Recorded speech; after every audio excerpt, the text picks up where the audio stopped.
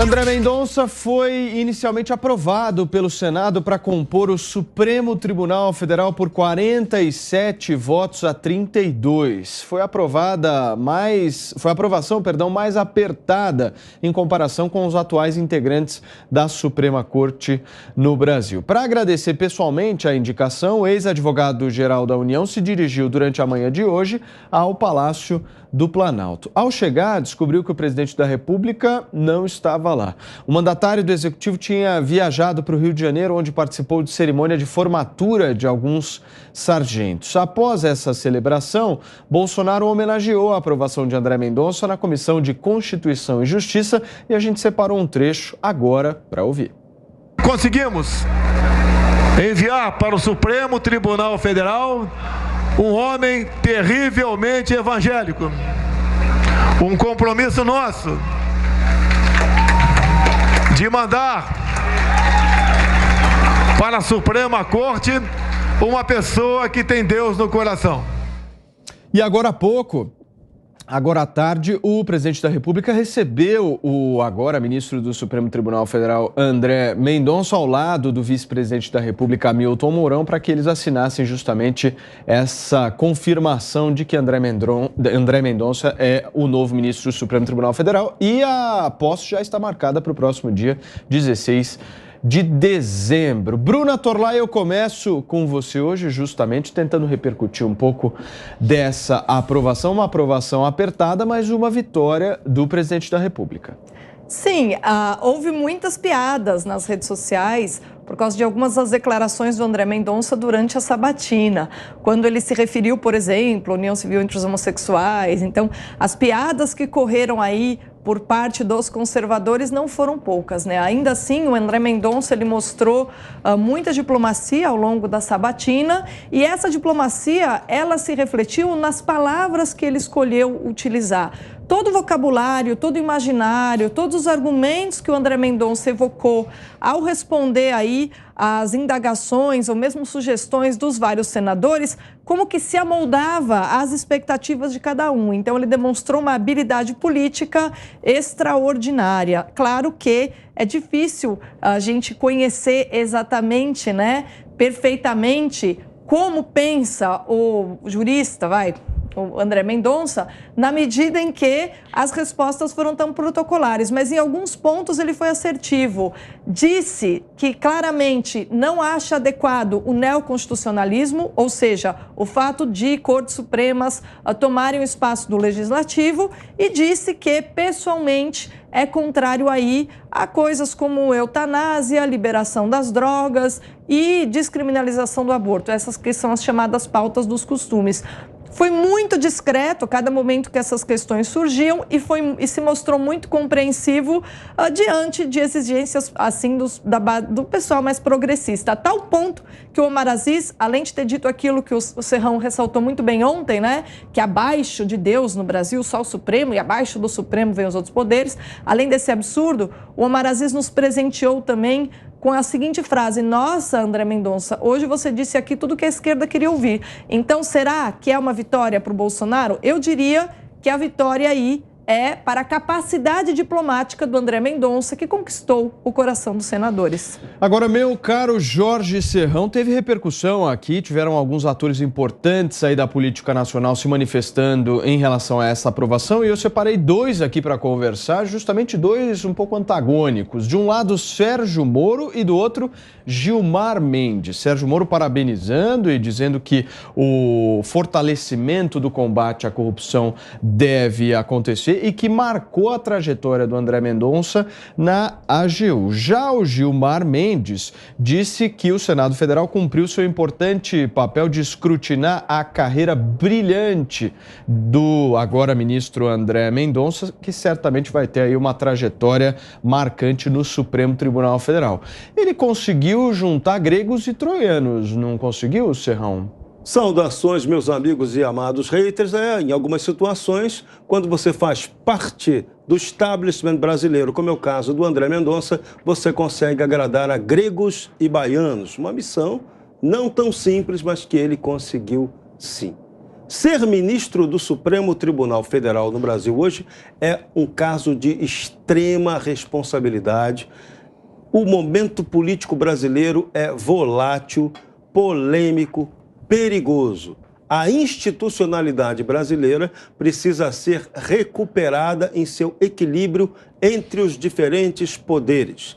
Claramente, está evidente há muito tempo que temos um avanço do Poder Supremo, uma hegemonia do chamado Poder Supremo, que não deveria ser Poder Supremo, porque o Supremo é o povo, sobre os demais poderes. Então, espera-se de André Mendonça que ele seja mais um que traga essa colaboração ao equilíbrio dessa relação institucional. A missão não será fácil, porque na história brasileira, a relação com o Supremo Tribunal Federal nunca foi fácil. Hoje eu escrevi um artigo homenageando o aniversário do nosso maior estadista brasileiro, Dom Pedro II.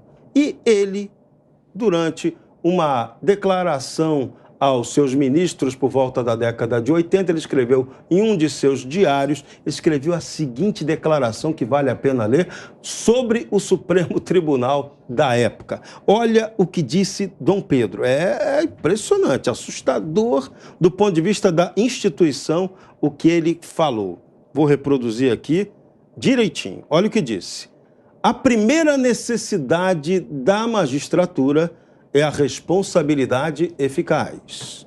E que, enquanto alguns magistrados não forem para a cadeia, como, por exemplo, certos prevaricadores muito conhecidos do Supremo Tribunal de Justiça, era assim que chamava o STF da época, não se conseguiria esse fim. Declaração de Dom Pedro II, quem quiser conferir isso, está no livro citado da Companhia das Letras, de 2007, página 85. Perfis brasileiros. Quem quiser, vai lá conferir. Então veja, se o nosso imperador, que foi o homem que de fato exerceu o poder moderador, porque o poder moderador estava previsto naquela Constituição de 1824, que depois foi emendada por um ato adicional em 1834, se ele exerceu o poder moderador de verdade, imagina o nosso Supremo de hoje, que não está na Constituição que ele possa exercer o poder moderador, e as críticas são pesadas em relação aos 11 ministros atuais. Ou seja, o Brasil tem muito que avaliar a sua história para entender que é preciso parar de repetir tantos erros. Agora, Constantino, nós falamos aqui do poder de articulação do André Mendonça, mas quem saiu mal dessa história toda foi o Alcolumbre, né? Não, o Alcolumbre já não tem mais jeito, né? O que ele fez ali é imperdoável e a mancha já fica no currículo dele. Agora, o André Mendonça sabia qual era o ambiente que ele estava, né? Eu acho que vale mais aquelas visitas nas conversas tete a tete, individuais, do que ali. Ali é um ato político, a sabatina. Tanto é que senadores fizeram discursos bastante politizados, a ponto de um deles defender abertamente que a função do ministro deveria ser empurrar a história na direção do que ele considera avanço e dane-se a maioria ou a Constituição. Isso é assustador. Então, o André Mendonça ele soube navegar por essas águas, né? Ele identificou o ambiente, ele já tem uma postura mais conciliadora, ele é um pastor, um evangélico, ele sabe da importância de você escutar, de você falar de maneira suave, evitar os embates desnecessários, e ele soube ali entregar, né, aquilo que muitos queriam ouvir, a ponto do Omar Aziz ter dito isso que a Bruna lembrou. A juíza Ludmila Lins Grilo chegou a escrever que nas aulas para os alunos concurseiros dela, ela recomenda que na prova oral, né, eles repitam exatamente aquilo que a banca quer ouvir, e depois vai ocupando os espaços lá dentro, mas ali se tiver que lacrar, que lacre. Né? Então é mais ou menos isso que eu acho que a gente viu um pouquinho. Vamos ver o que vai ser o André Mendonça como ministro do STF. É óbvio que acende já uma luz amarela esse elogio que você trouxe aí no início, Paulo, feito por Gilmar Mendes. Né? Foram elogios efusivos da carreira brilhante, da belíssima indicação. Né? Quando Gilmar Mendes faz elogios tão efusivos, eu me reservo ao direito de ficar bastante desconfortável e desconfiado. Né? Então vamos aguardar. Veja, Quando o presidente diz que ele tem Deus no coração, tem alguns jornalistas mais bobinhos aí que estão falando que isso é coisa de república teocracia, né? Coisa que Arábia Saudita e Irã só que tem. Isso é uma baboseira, né? São os mesmos que não se preocupam com as religiões seculares ou políticas de vários daqueles ministros, ou seja, com as ideologias deles, né? Mas eu entendo o que o presidente quer dizer, pelo menos eu acho que eu entendo. Além dele estar acenando para uma base significativa do eleitorado, né, os evangélicos, ele está querendo dizer o seguinte: se tiver Deus no coração, se a pessoa tiver com a bússola moral apontada para a direção certa, na visão do Bolsonaro, claro, né, e da maioria do povo brasileiro que é conservador, isso significa que ele estará atento à guerra cultural em curso e que, portanto, ele vai oferecer resistência, vai ser um obstáculo àqueles que querem empurrar a história com seu ativismo ideológico. Pensem num Barroso da vida, né? E se eu mencionei que o Gilmar Mendes me dá alguns calafrios, o Barroso me dá em dobro, porque se o Gilmar Mendes é uma espécie de MDB ali dentro, o Barroso é uma espécie de PSOL, né? Alguém imbuído de uma visão de mundo bastante arrogante, cá entre nós, o iluministro, né? Que achava o médium preso lá, condenado, João de Deus, alguém transcendente, que achava Cesare Battisti um assassino, confesso, alguém inocente, mas que quer determinar o que é fake news, quer empurrar a história rumo à justiça racial, social, e seja lá o que ele entende por isso. Então, que bom que vamos ter agora um ministro lá, se for isso mesmo, constitucionalista, como deixou claro na sabatina, e com Deus no coração, ou seja, alguém que quer fazer valer ali alguns costumes que estão sendo desafiados por uma minoria organizada e barulhenta que quer legislar no lugar dos legisladores. Vamos ver o que aguarda pela frente aí, mas eu acho que talvez existe agora pelo menos uma esperança de um começo de mudança positiva no STF. A primeira indicação do presidente foi bem decepcionante. Agora, ô Piperno, eu vi uma declaração do futuro líder, inclusive da bancada evangélica, o deputado Sóstenes Cavalcante, do DEM do Rio de Janeiro, dizendo que uma resposta específica que o André Mendonça deu na sabatina, inclusive a uma pergunta do senador Fábio Contarato, foi uma resposta treinada. E essa resposta dizia justamente que ele defenderia, dentro do Supremo Tribunal Federal, o casamento gay. O deputado Sóstenes disse que isso é falso, que ele não vai defender. O que a gente espera da atuação do André Mendonça no Supremo? Paulo, boa tarde. Eu espero que a gente tenha muito mais indicações e essas indicações que o ministro deu ontem se tornem de fato concretas do que essa especulação que o deputado Sóstenes fez, tá?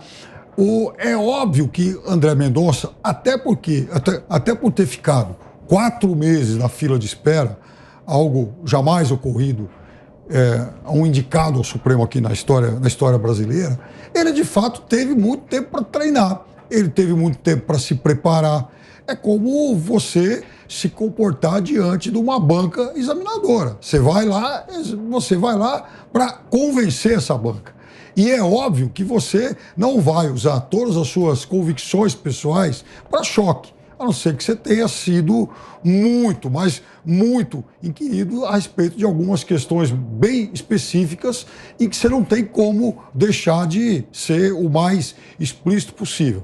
De qualquer forma, eu acho que ele fez uma boa sabatina que, embora tenha me deixado algumas dúvidas. Ele tocou em alguns temas que eu já apontei aqui ao longo do tempo, que para mim são muito sensíveis. O uso da lei de segurança nacional, por exemplo, ele deu lá as razões dele. A questão dele dizer que não houve derramamento de sangue no Brasil, acabou sendo corrigido e depois até pediu desculpas. Ok. Agora, a gente tem que dar... por mais... oposição que eu possa fazer ao indicado, por mais divergências que eu tenho em relação ao que pensa André Mendonça, o fato é que a indicação dele foi aprovada e a gente tem que dar a ele o benefício da dúvida.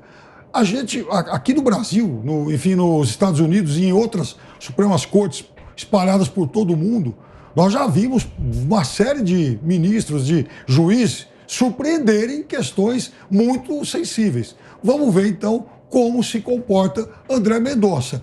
Agora, eu acho que o fato dele dizer que defende um Estado laico e tal é muito bom. E acho que, pelo menos nessa sabatina, ele pelo menos nos deu a esperança de saber bem o ambiente onde, a partir de agora, ele vai agir profissionalmente. Quando ele fala que vai colocar a Constituição acima de tudo, eu acho que ele começa muito bem. Agora, eu vou pedir para a nossa produção colocar o nosso time na tela, porque vocês fizeram os comentários, enfim, a gente já entendeu um pouco do ponto de vista de cada um de vocês, mas aqui nós queremos ver discussão, Bruna Torlai. Eu quero saber qual que é o ponto que diverge você do Piperno. Em primeiro lugar, é irrelevante o que o Fabiano Contarato perguntou para o André Mendonça, porque a função do André Mendonça não é decidir algo que cabe aos parlamentares decidir.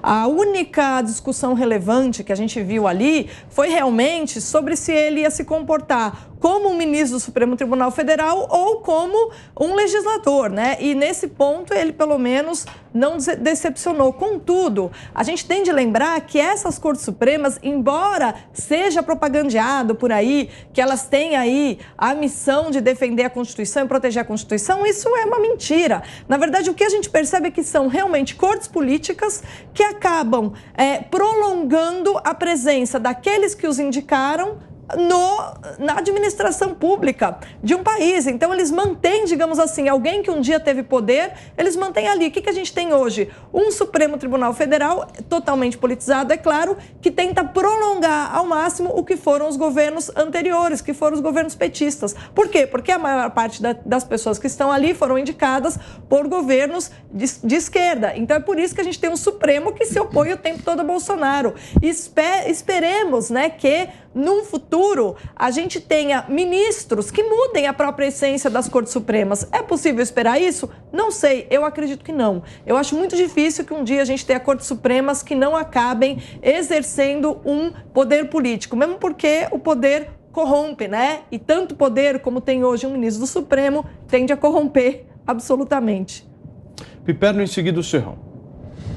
Não, independentemente dos governos petistas terem indicado muita gente, eu acho muito saudável que a gente tenha, pelo menos já da metade da década de 80 para cá, né, presidentes civis e mais tarde, a partir do presidente Fernando Collor de Mello, que indicou inclusive o ministro Marco Aurélio, que se aposentou recentemente, uma série de governos, eleitos de governos constitucionais, de governos democráticos, indicando. A gente pode não gostar desse ou daquele indicado, mas era muito triste, né? Aliás, era até muito sórdido a gente, por exemplo, durante um longo período, durante mais de 20 anos, a gente ter vassalos da ditadura ocupando o Supremo. Isso era péssimo para o país.